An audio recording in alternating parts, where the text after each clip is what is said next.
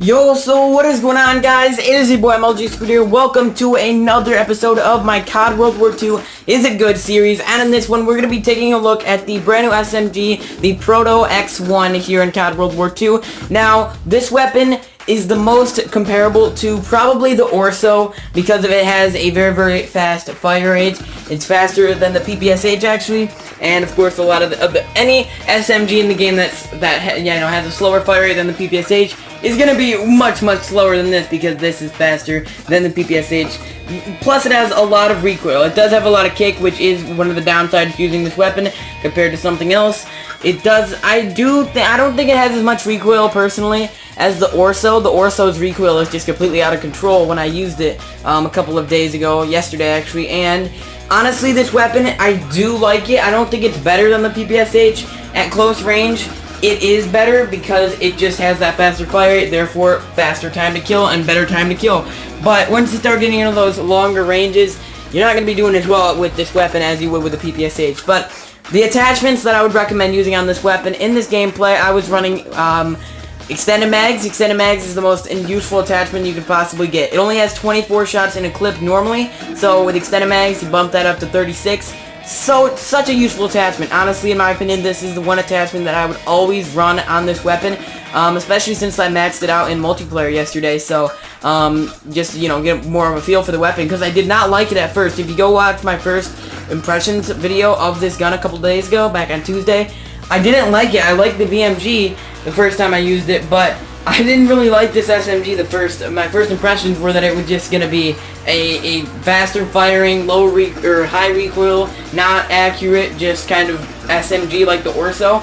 But I actually have some respect for this weapon first. But moving on back to the attachments, grip is the second most useful attachment. Then I would say the third most useful is advanced rifling. Now that helps extremely because it increases your damage range, so you'll be able to kill enemies. Basically just gives your gun better range. And then the attachment, it gives you more of a faster time to kill up close and at even a medium range. That's rapid fire, but since quick draw doesn't really make a difference in this game, I think honestly I don't really mind the reflex sight because the iron sights aren't very good, but I do have the reflex sight on a little bit in multiplayer, but like online. But in if you're just running around, especially like hip firing, you don't really need that. You could replace, rapid fire with like steady aim or something, or the reflex sight with steady aim, whatever. Rapid fire isn't needed and neither is reflex sight, but it just helps the weapon out in my opinion. I think it helps, honestly. You would think that rapid fire gives your weapon a ton of recoil. It definitely does, yes, but it's controllable recoil, I would say, especially at that close range. This gun melts. So overall, in my opinion, the weapon itself, also I do like running hustle on it. Hustle isn't needed, but especially if you're not running extended mags. If you're not running extended mags, hustle is a very good attachment with this, or basic training with this specific SMG. But if I had to rate it 1 through 10, guys, 1 out of 10, I would rate it 9 out of 10. Pretty solid number right there. It's not the greatest, but it is very good, especially for this weapon, because a lot of people have been hating on this weapon just because it's got a ton of recoil and not a lot of ammo. But if you get to know this weapon, and if you use it just a little bit more, I know it might be pretty hard to use a weapon like this at first, like the Orso or this, but I mean, it'll be for the better because you'll have it ranked up, you'll have some attachments, and basic training is key to doing well with this weapon. But overall, I give it a solid 9 out of 10.